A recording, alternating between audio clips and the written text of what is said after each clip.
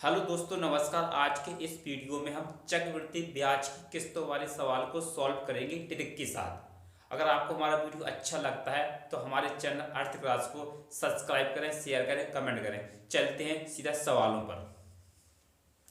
हमारा सवाल है, कुछ धन उधार लिया गया तथा उसे 2 वार्षिक किस्तों में चुकाया गया। यदि प्रत्येक किस्त का मान 882 रुपये हो तथा चक्रवृद्धि ब्याज की दर 5% वार्षिक हो तो कितना धन उधार लिया गया।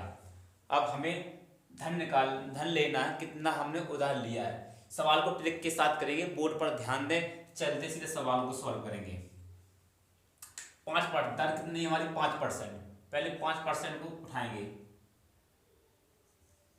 5% का मान कितना होता है?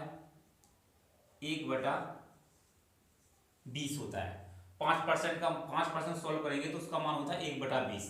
हमें 2 किस्तों में चुकाना है तो कहाँ पर हो जाएगा? ये 20 से पहुंच जाएंगे हम 21 पे। मतलब जी आधार हमारा 20 है तो ब्याज कितना हो जाए? 20 रुपये पे 1 रुपये ब्याज मिलेगा तो 20 से 21 हो गया। 2 किस्तों में चुकाना है हमें तो 20 का इसका स्क्वायर करेंगे। 20 का स्क्वायर हो जाएगा 400। इसका स्क्वायर करेंगे, ये हो जाएगा 441 हो जाएगा। अब हमारी मतलब पहली किस्त, ये दूसरी किस्त। अब पहली किस्त हमारी कितनी है? 441 रुपए की। अब ये किस्त हमारी है 21 रुपए की। हमें एक किस्त को बराबर करना है, तब हम इसे 21 से गुणा करेंगे। इसे 21 से गुणा करेंगे तो कितनी हो जाएगी? 441 हो जाएगी। तो इसे भी हम 21 से गुणा करेंगे। जब इसे 21 से गुणा करेंगे कितना हो जाएगा? 21 दूनी 42। अब ये दोनों किस्त बराबर हो गई। अब ये मान जो हमारे पहली किस्त थी इससे हमने गुणा कर दिया तो कितना हो गया? 200, 420 हो गया। इन दोनों को ऐड करेंगे हम। दोनों को ऐड किया, 0 2 1 4 8 हो गया। 820 रुपये हो गया। हमारा टोटल धन कितना हो गया? 820 रुपये। हमारी किस्त का मान कितना है? 441 रुपये। अब वो कह रहा है प्रत्येक किस्त का मान 882 रुपये है। ठीक है। अब सवाल की किस्त कितनी है? 882। 882 बटा हमारी किस्त कितनी है? हमारी किस्त का मान है 441। 441 हमने बना दिया जोड़ा। किस्त बटा किस्त बना दिया हमने जोड़ा, मतलब 882 बटा 441। अब हमें ज्ञात करना है धन। कितना धन लिया? ये हमारा पूरा धन है। इससे कर देंगे गुणा 820 से। 20 से करेंगे गुणा। कितनी बार जाएगा? ये 2 बार चलेगा। ये 400 है, ये 800 है, 41 ब्याज कितनी बार जाएगा? 2 बार जाएगा। 2 से गुणा करेंगे, 0 से गुणा होगा 0 आ जाएगा, 2 से गुणा होगा 4 आ जाएगा, 8 दूनी 16। कितना मान आ गया? ये 1640 रुपये। इस सवाल का आंसर हो जाएगा 1640 रुपये। किस सवाल किस विकल्प में है? दूसरे विकल्प में मैच कर रहा है। ये इस सवाल का आंसर है। हम इस सवाल को दोबारा समझा रहे हैं, आप समझें। इस सवाल इसी मेथड से सवाल करें, किस्तों वाले आसानी से सॉल्व हो जाएंगे और आपको जल्दी आंसर मिल जाएगा। उसने बोला 2 किस्तों में चुकाना। कितने मान बोला? 2 किस्तों में। तो हमारी 2 किस्तें हमने 1 2, ये 2 वार्षिक किस्तों में। तो पहली किस्त हमने मान ली 1, दूसरी किस्त मान ली 2। अब 5% का जो मान होता है वो होता है 1/20। 1/20 मतलब 20 रुपये पे 1 रुपये ब्याज। तो 20 रुपये पे 1 रुपये ब्याज बनेगा तो हो जाएगा 21 रुपये। तो 20 से हो गया 21। अब हमने इसका क्या किया? दूसरी किस्त का 20 का कर दिया स्क्वायर, हो गया 400। 21 का स्क्वायर किया, ये हो गया 441 रुपये। ठीक है। अब जब हमारी किस्त 441 रुपये की है, इस किस्त को हमें बराबर करना है तो 21 से गुणा कर दिया हमने पहली वाली किस्त में, ये भी 441 हो गए। अब इस जब इस मतलब 21 से गुणा करेंगे तो पूरे समीकरण को होगा गुणा करेंगे। 21 का गुणा कर दिया हमने 20 से, हो गया 420। अब हमने इस दोनों को ऐड कर दिया, इन दोनों को ऐड कर दिया, कितना हो गया? 820 रुपया हो गया। 820। हमारा सवाल कहता है धन ज्ञात करना। हमारा टोटल ऋण कितना हो गया? राशि 820 रुपये। सवाल की किस्त कितनी है? 882। 882 हमारी किस्त है 441 रुपये। 441 बना दिया, किस्त बटा किस्त बना दिया जोड़ा। ज्ञात करना है 820 रुपये। तो 820 रुपये से हमने गुणा कर दिया, इसे काटा, 2 बार काटा, इसका गुणा कर दिया, ये हो गया 1640 रुपये इस सवाल का आंसर। चलते हैं अगले सवाल पर।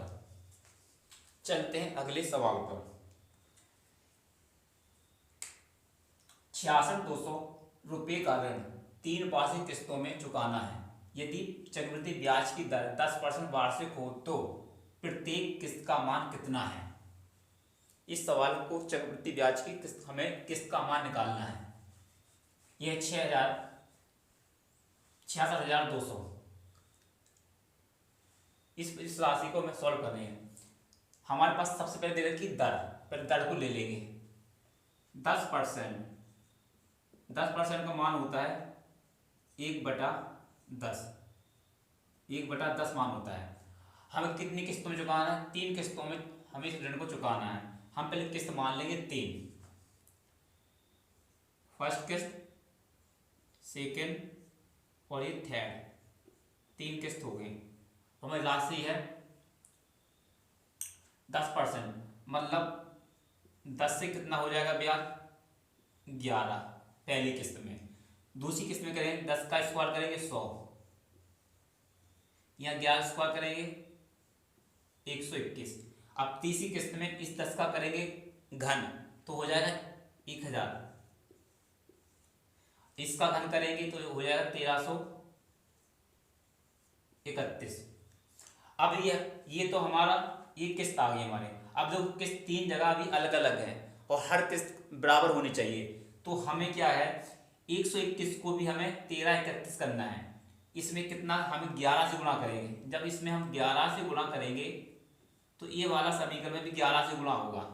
तो 11 से जब 11 से इसे गुणा करेंगे तब तो 121 मतलब 1331 हो जाएगा। क्यों, ये 11 का स्क्वायर है, ये 11 का घन है, मतलब 11 3 बार गुणा में लिखा हुआ है, 11 2 बार। तो ये तो जब 11 से गुणा करेंगे तो ये 1331 हो जाएगा। तो हम इसे 11 से 100 से भी गुणा करेंगे, कितना हो जाएगा, ये हो जाएगा 1100 हो जाएगा। जब इससे गुणा होगा कितना हो जाएगा, 1100 हो जाएगा।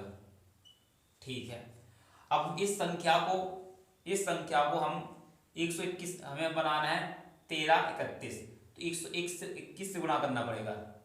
इसे करेंगे हम 121 से। क्यों, ये 1 बार 11 लिखा हुआ है, ये 2 बार 11 लिखा हुआ है, 3 बार 11 मिलेंगे तब हो जाएगा 1331। तो इसे भी हम इससे गुणा करेंगे तो 10 से गुणा होगा, तो ये हो जाएगा 1210। अब देख लीजिए, अब जो हमारी जो किस्त है, पहली वाली ये वाली किस्त, ये वाली और ये नीचे वाली 1000, इन हम सबको ऐड करेंगे, आप ध्यान रखिए किसको ऐड करना है और किसको ऐड नहीं करना, इनको ऐड करेंगे। तो हम इनको ऐड करेंगे, 0 का 0 0 आ जाएगा, 1 1 यहाँ पर 1 आ जाएगा, ये ध्यान से, 2 और 1 3, ये 3 हो जाएगा, 1 2 और 3, ये आ गया हमारा 1333.10। ये हमारा 3310 पूरा ऋण आ गया। और हमारी किस्त कितनी है, किस्त है हमारी 1331 रुपये की है। आप समझें, हमने सबसे पहले क्या किया, ये हमारी 3 किस्त आई, इनको हमने बराबर किया। ये हमारी 1331 आई, 11 का घन है, ये 11 का स्क्वायर है, इसमें 11 से गुणा कर देंगे तब ये मतलब 1331 हो जाएगा। ठीक है, ये 1331 हो गया। जब 11 से गुणा करेंगे तो इस 100 से भी गुणा होगा, बराबर करेंगे तो ये हो जाएगा 1100 हो गया। अब ये 11 को हम 1331 बनाएंगे तो इस 121 से गुणा करना पड़ेगा, 121 से हमने गुणा करेंगे तब ये 121 10 से भी गुणा होगा, तब कितना हो जाएगा, ये हो जाएगा 1210। हमने हमने कॉलम बना रखे हैं, इनको हमने ऐड किया है, इसे हमने ऐड किया है, और ये जो 1000 है इसे भी हमने ऐड किया है। ये तीनों को ऐड करने के बाद 3310 आया। अब वो क्या कह रहा है, ये ऋण है, कितना है, मतलब 6200 का ऋण है। तो इसे हमारे पास इतना ऋण है, तो इसी को सॉल्व कर देंगे यहीं, 66,200, मतलब सवाल का ऋण हमारे पास कितना आया 3310 बटा 3310, 3310। हमें ज्ञात क्या करना है, हमें ज्ञात करना है किस्त का मान, किस्त का मान ज्ञात करना है। तो हमारी किस्त कितनी हो जाएगी, इस सवाल को यहीं कर देते हैं। किस्त हो जाएगी हमें कितनी, 1331। ये छोटा हो रहा बहुत ज्यादा है, यहां समझें। 66,200 बटा 3310। वो किस्त हमारी किस्त कितनी है, 1331। ऋण बटा ऋण हमने बना दिया जोड़ा, जिसे ज्ञात करना है उससे कर दिया हमने इसे गुणा। इस कितना ऋण हमारे पास 66,200, तो हम 66,200 बटा 3310 बटा हमने बना दिया ऋण बटा ऋण बना दिया जोड़ा अपनी भाषा में। जो ज्ञात करना उससे किया हमने गुणा। अब इसे हम काटेंगे, ये कितनी बार कटेगा समझेंगे। एक बिंदी से एक बिंदी कट जाएगी। अब समझें, ये कितना है 31, ये कितना है 62, ये 300 है, ये 600 है। कितनी बार कट जाएगा, ये 2 बार कटेगा, मतलब 20 बार कट जाएगा। अब 20 से गुणा करेंगे तो बिंदी की तो बिंदी आ जाएगी, 3 दूनी 6, 3 दूनी 6, 2 एकम 2, 2 एकम 2, 2 एकम 2। अब कितना हो गया, 2 एकम 2, एक हमने 2 से गुणा गलत कर दिया, आप समझे। ये बिंदी तो हमें बिंदी निकालनी यहाँ पर, 2 का गुणा हुआ 1 से, 2 दुत्ती 6 और दुत्ती 6, 2 एकम 2, ये आ गया हमारा 26,620। 26,620 किस में है, ये वाले विकल्प में मिल गया, हमारा आंसर है। इस प्रकार से हमने पहले वाले सवाल में 2 वर्ष का था, उसमें 2 किस्तों थी, इसमें दूसरे सवाल में 3 किस्तें हैं। हमने 2 किस्त वाला और 3 किस्तों वाले सवाल को सॉल्व कराया। आप चक्रवृद्धि ब्याज का कोई भी किस्त वाला सवाल हो, 2 वर्ष वाला हो, 3 वर्ष वाला हो, आप इसी आधार से करें तो जल्दी आंसर निकलेगा और उत्तर गलत होने की संभावना नहीं रहेगी। आप समझें, हम दोबारा समझाने का प्रयास कर रहे हैं आपको। सबसे पहले 10% का वो दे रखी है हमें दर, 10% का मान हमने निकाला, कितना आया, ये आया 1/10। अब हमें 10 रुपये पर 1 रुपये ब्याज लगेगा, तो हमें लिखना 10 पर 1 रुपये का ब्याज 11 हो गया पहली किस्त। फिर दूसरी वर्ष में हमने 10 का किया स्क्वायर 100, फिर 11 का किया यहाँ स्क्वायर हो गया 121, ठीक बात। तीसरे वर्ष में हमने 10 का किया घन 3 बार, 10 × 10 × 10 हो गया 1000। यहाँ पर 11 का घन किया, ये हो गया 1331। अब ये हमारी किस्त आई 1331 की। अब इस किस्त को हमें सब बराबर करना है। ये 121 का मतलब होता है 2 बार 11 से गुणा, तो हमें एक बार 11 से गुणा कर देंगे, ये मतलब कितना हो जाएगा 1331 हो जाएगा। तब 2 से यहाँ से गुणा 11 से गुणा करेंगे तो पूरे समीकरण में होगा, पूरी तो 100 से भी होगा, तो कितना हो जाएगा 1100।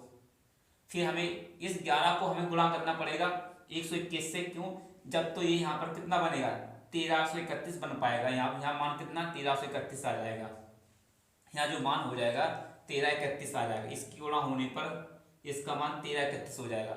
अब जब यहाँ गुणा हो जाएगा तो इसका भी मान 1331 हो जाएगा।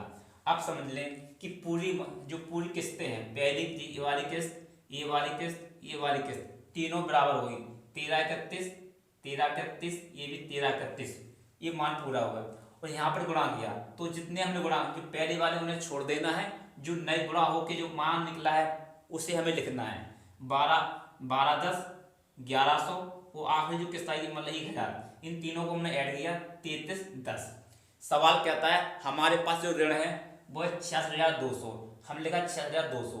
हमारे पास जो ऋण आया वो है 3310, तो ऋण बटा ऋण बनाया जोड़ा बनाया, और उन्हें किस्त ज्ञात करना। हमारी किस्त कितनी है 1331, 1331 से किया हमने गुणा, तो ये कहता कितनी बार 2 बार, मतलब 20 बार कट गया, 20 से कर दिया गुणा तो कितने आया 26,620। 26,620 किसमें, सी विकल्प में है। इस प्रकार से आप चक्रवृद्धि ब्याज के किस्तों वाले सवाल को सॉल्व कर सकते हैं, वो भी आसानी ट्रिक के साथ। बहुत सरल पैटर्न से हमने सवाल को सॉल्व करा के बताया है। अगर आपको वीडियो अच्छा लगा हो तो हमारे वीडियो को लाइक कमेंट शेयर करें। मिलते हैं अगले वीडियो में। धन्यवाद।